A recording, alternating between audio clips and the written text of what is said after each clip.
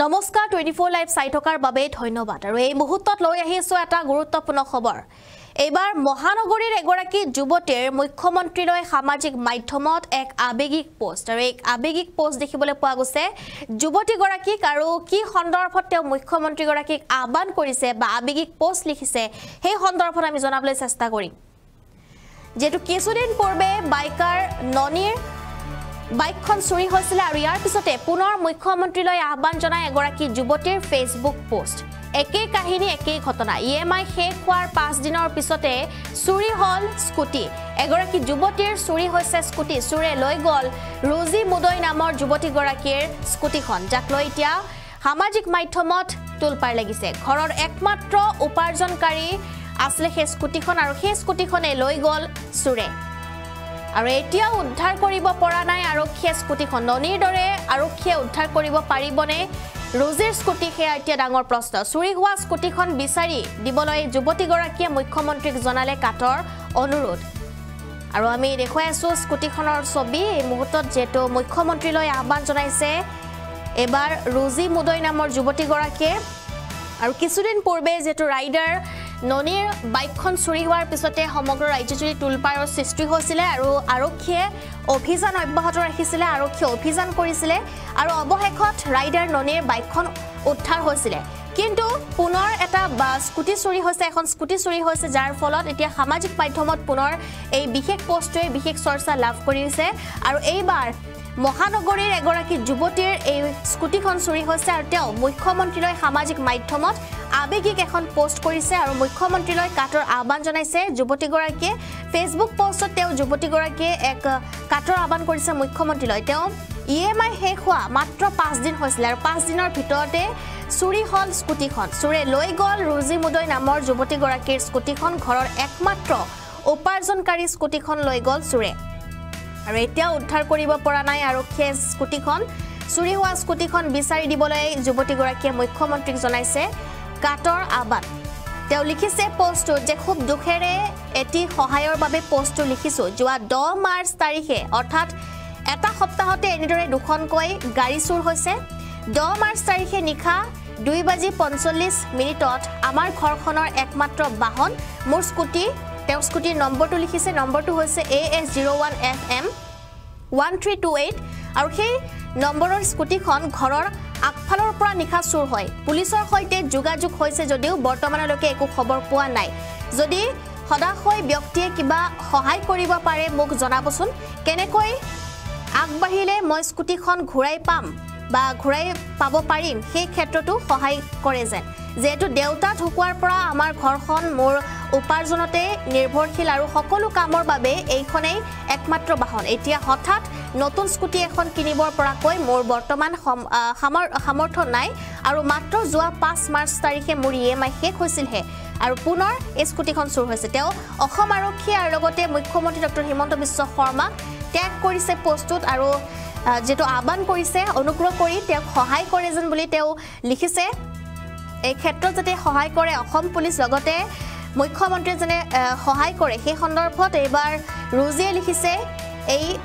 পোষ্টটো আৰু এই বিশেষ পোষ্টটো এতিয়া সামাজিক মাধ্যমত বিশেষ চৰ্চা লাভ কৰিছে ৰোজিৰ এটা মন্তব্য আছে তেওঁ এটা পোষ্ট কৰিছে ভিডিঅ' পোষ্ট কৰিছে সেই ভিডিঅ'টো এই মুহূৰ্তত দেখুৱাবলৈ চেষ্টা কৰিম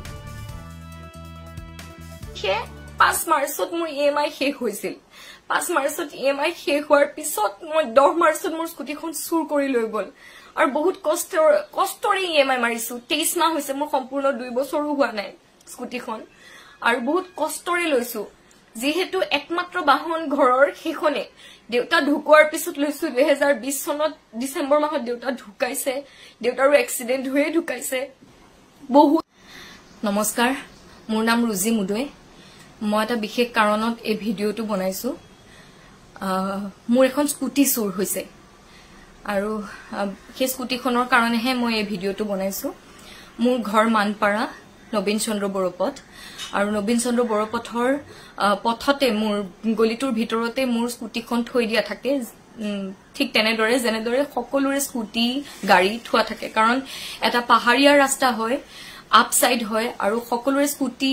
বা ডাঙৰ গাড়ী চাৰিচকীয়া বাহন ওপৰলৈ উঠাব নোৱাৰি ৰাস্তাৰ কিনাৰতে সকলোৰে স্কুটি বাইক বা গাড়ী ৰখা হয় ঠিক তেনেদৰে মূৰখনো থাকে মূৰখনৰ লগত 4খন স্কুটি থাকে আৰু মোৰ কেৱল মোৰ স্কুটিয়ে চুৰ হোৱা নাই ইয়াৰ পৰা দুখনকৈ স্কুটি চুৰ হৈছে ইয়াৰ পৰা এই গলিটোৰ পৰা 9 তাৰিখে ৰাতি ইণ্ডিয়াৰ খেল আছিল আৰু ইণ্ডিয়া জিকাৰ পিছত আমি ফুৰ্তি ফাৰ্তা কৰিলো ঘৰতে মা ভন্টি মই আৰু সেই সময়খিনিতে মোৰ মনত পৰিলে যে মোৰ স্কুটিত মোৰ ফ্লিপকাৰ্টৰ এটা সৰু বস্তু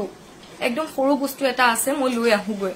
তাৰপিছত মই তললৈ গলো মোৰ দুটা ঘৰৰ ওপৰত ঘৰ দুটা ঘৰ পাৰ হৈ মোৰ নেক্সট ঘৰটো মই তললৈ গলো স্কুটিত মোৰ বস্তুটো আছে মই স্কুটিৰ পৰা লৈ আহিলো স্কুটিটো তেতিয়ালৈকে আছে আৰু সেই স্কুটিখন তেতিয়াই যে দেখা মই পিছদিনাখন ৰাতিপুৱা মোৰ 12 বজাৰ পৰা ডাবিং আছিল ষ্টুডিঅ যাব ওলাইছো ৰাতিপুৱা তললৈ গৈছো গৈ পেলাই দেখিছো সেই জেগাখিনি খালী আৰু মোৰ স্কুটিখন নাই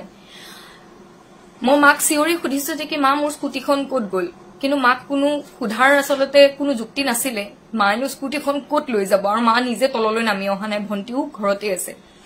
তেতিয়া মই গম পাইছো যে মোৰ স্কুটিখন নাই মই তেতিয়া চিঞৰবাখৰ লগাইছো আৰু গম পালো যে কি মোৰ স্কুটিখন চুৰ হৈছে তাৰ পিছত মই 100 ডাইল কৰিছিলো তাৰপিছত কৰি পেলে লগালক আমবাৰী পুলিচ ষ্টেচনৰ মানুহখিনি আহিছিল আহি পেলে ইয়াতে ভিজিট কৰিছে মোক খা খবৰ লৈছে ভিডিঅ' কৰিছে জেগাখিনি খা খবৰ ললে কিন্তু মোৰ স্কুটিখন গ'ল ক'ত চুৰে লৈ গ'ল যাৰ কাৰণে আমি সিসিটিভি ফুটেজ চেক কৰিছো আমি পাইছো 3জন চুৰ আহিছে লৈ গৈছে দুখনকৈ স্কুটি ইয়াৰ পৰা আৰু এঘৰৰ নিছে যাৰ স্কুটি একেলগে 7খন থাকে তাৰ পৰা সেইখন স্কুটি লৈ গৈছে আৰু মোৰ তাতে থকা স্কুটি 4খনৰ ভিতৰত মোৰখন লৈ গৈছে 3জন চুৰ আহিছে মুখত কাপোৰ কানি বান্ধি আৰু দুজন স্কুটিয়ে মোৰ স্কুটিত বহি দুজন চুৰে মোৰ স্কুটিত বহি গৈছে আৰু এজন চুৰ সেইখন স্কুটিত অকলে বহি গুচি গৈছে এতিয়া মই কবলৈ বিচাৰিছো যে কি মোক আৰক্ষীয়ে 10 তাৰিখে নিশা এই গোটেইখিনি মানে বস্তু 10 তাৰিখে নিশা 2:45 পৰা 3 বজাৰ ভিতৰত হৈছে 2:52 তেখেতলোকে স্কুটি এখন লৈ উলাই গৈছে সিসিটিভি ফুটেজত সম্পূৰ্ণ আমি টাইমিংটো চাবলৈ পাইছো দেখা পাইছো তো ঠিক তেনেদৰে মানে এতিয়া পুলিচ সকলেও দেখা পাইছে তেখেতলোকে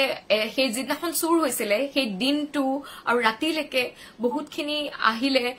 ইনভেষ্টিগেশ্যন কৰিলে কালিৰ দিনটোত আমাৰ লগত ইমান বেছি ভালকৈ কথা বতৰা নাপাতিলেও আমি ভাবিছো যে তেওঁলোকে নিশ্চয় কাম কৰি আছে কাৰণ আমি তেখেতলোকে ফোন নকৰিলেও মই নিজে ফোন কৰিবলৈ চেষ্টা কৰিছো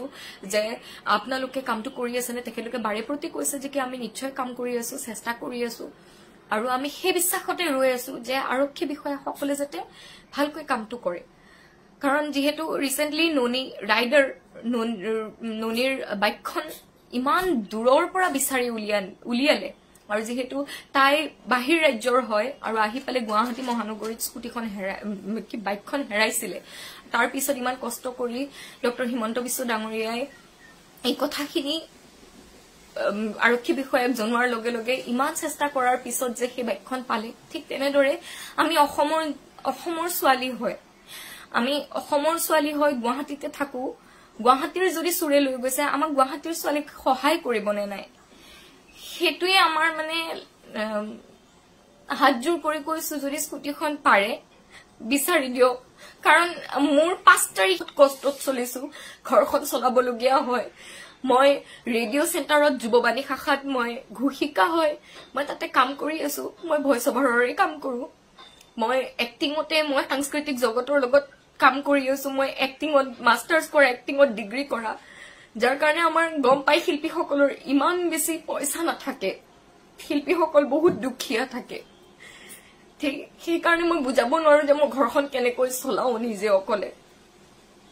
সেই হাতজোৰ কৰিছো এতিয়ালৈ গম পাই থকা মতেহে মই নিজে দেখাও নাই পুলিচ সকলক বৰ্তমান আৰক্ষী বিষয়াসকলক প্ৰথম দিনাখনে ৰাতিলৈকে দেখা পালো তেখেতলোকে সহায় কৰিছে এতিয়াও ফোন কৰিছো মই অলপ আগতে তেখেতৰ লগত কথা পাতিছো তেখেতলোক আহি থকা বুলি মোক জনাইছে কিন্তু মই নিজৰ কৰ্মক্ষেত্ৰতো যাবই লাগিব মোৰ বহুত কাম পেন্ডিং হৈ গৈছে মই আজি যাবলৈ ওলাইছো কামলৈ কিন্তু মই বিচাৰিছো যে কি এতিয়ালৈ যদিহে আৰক্ষী বিষয়াসকলে মোক সহায় কৰি আছে ঠিক তেনেদৰে মোক স্কুটিখন পোৱা মুহূৰ্তলৈকে যাতে আৰক্ষী বিষয়াসকলে মোক সহায় কৰে আৰু স্কুটিখন পাবলৈ মোক অকমান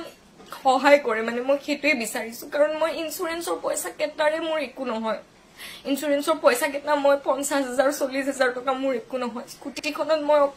অলৰেডি মই 1 লাখতকৈ বেছি পইচা দি দিলো ইএমআই সিএমআই মাৰি তো মই বহুত পইচা গুছি গল আকু মোৰ ক্ষমতা নাই মই ইমান খবল নহয় পইচাৰ ক্ষেত্ৰত নোৱাৰিম মই কিনিবলে মই হাত জোৰ কৰি কৈছো মোৰ স্কুটিখন লাগে কিবা কি হলে মোক যদি স্কুটিখন দিব পাৰে সহায় কৰে প্লিজ বিচাৰি উলিয়াওক চুৰকেটাক আৰু মোৰ স্কুটিখন আনি দিয়ক ধন্যবাদ